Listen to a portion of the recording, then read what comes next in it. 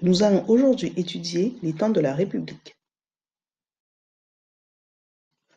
À l'inverse de la Troisième République, qui est une monarchie constitutionnelle, la Cinquième République se veut, elle, un régime présidentiel stable, inspiré des valeurs fondamentales de la Troisième République, telles que le suffrage universel, puisque le président est élu par la nation et que les députés ne peuvent le renverser. C'est donc en partant du principe du suffrage universel que se fédèrent les valeurs et symboles de la République. Alors, en quoi la Troisième République pose-t-elle les fondements de la culture républicaine? La Troisième République fédère autour de principes et de valeurs. Elle se construit progressivement sur 3 piliers. Premier pilier, les grandes lois républicaines, à savoir les lois votées sur les grandes libertés, à l'image de celles sur la liberté de la presse en 1881, ou encore celles sur l'enseignement scolaire avec les lois de Jules Ferry en 1881 et 1882. Second pilier de construction, le rite républicain, avec le suffrage universel et le droit de vote pour tous. Chaque électeur dispose désormais d'une carte électorale. Une pratique républicaine est donc en construction, ce qui représente un véritable enracinement dans la démocratie locale. Dernier pilier de construction, les valeurs républicaines. La République se dote de symboles comme la Marseillaise, qui devient un chant patriotique et national, ou encore la devise républicaine liberté, égalité, fraternité. L'historien Jacques Chastenay a d'ailleurs étudié la question dans ses écrits. Il faut savoir que la culture républicaine évolue au cours des siècles.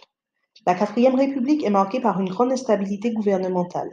Les élections de 1945, qui voient le premier vote des femmes, montrent le rejet de la Troisième République. En 1946, le préambule de la Constitution est approuvé et instaure de nouveaux droits économiques et sociaux. La Cinquième République, quant à elle, enrichit et renforce le principe républicain. Le préambule de 1958 réaffirme les valeurs de la République. La Constitution de 1958, elle, renforce le pouvoir du président de la République et nomme le Premier ministre. Le peuple est consulté par référendum, le Parlement a donc un pouvoir législatif réduit. 1980, mise en place du droit d'asile, qui implique les valeurs de la République telles que la fraternité.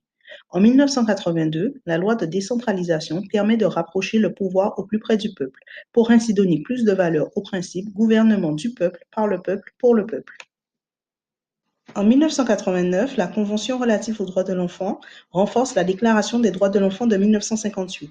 Le droit à l'éducation se réfère à la liberté d'enseigner, liberté de conscience et renforce la continuité du service public ainsi qu'à la protection de l'enfant.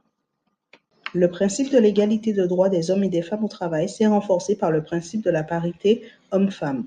La loi a été promulguée en 2014 pour l'égalité réelle entre les femmes et les hommes.